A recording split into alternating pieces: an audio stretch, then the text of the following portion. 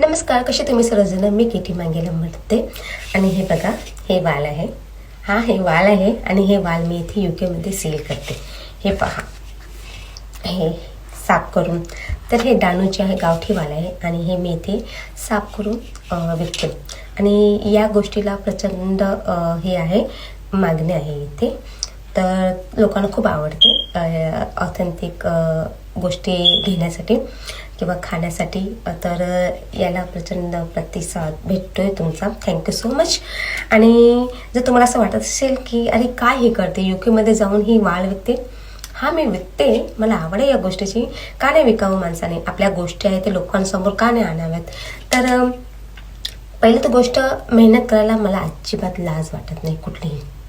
मी सर्व विकते. मी विणा विकते, मी वाल विकते, मी मिठाई विकते, मी आपल्या कोणी लोकांच्या ऑथेंटिक जे रेसिपी असतात, फूड असतात ते विकते, सर्व विकते. मला जरा पण लाज वाटत नाही. तर मी जर आताची जर पिढी असेल त्यांना लाज वाटते कुठली पण गोष्ट करायला. लोक काय म्हणतील, लोक असतील, कोणाचा विचार करू नका. मेहनत करा, पुढे जावा. मेहनत करून माणूस पुढे होतो, पुढे जातो. आणि दुसरं म्हणजे जर आपण लाज बाळगली की लोक असतील आपल्यावरती, हा विचार करून आपण थोडे मागे जातो, है ना. तर आपल्याला मागे नाही जायचं, पुढे जायचं. आणि दुसरं म्हणजे काय की मला असं वाटतं की आपल्याच लोकांकडनं आपण वस्तू विकत घेऊन त्यांना पुढे आणूया ना, त्यांना सपोर्ट करूया ना. असं तर आपण लोकांकडनं वस्तू विकतच घेतो, त्यापेक्षा आपल्या लोकांकडनं आपण वस्तू विकत घ्या. मग काही असो, तो लोणचं असो, मसाला असो, आणखी काही जेवढ्या आपल्या ज्या गोष्टी असतात, पारंपरिक गोष्टी असतात, ऑथेंटिक ज्या गोष्टी असतात त्या विकत घ्या ना. आणि त्यांना सपोर्ट करा आणि त्यांना पुढे आणा. तर माझा हेतू हाच असतो की आपल्या लोकांना पुढे आणावं. म्हणून मी हे व्हिडिओ बनवत असते की मेहनत करायला अजिबात लाज बाळगू नका.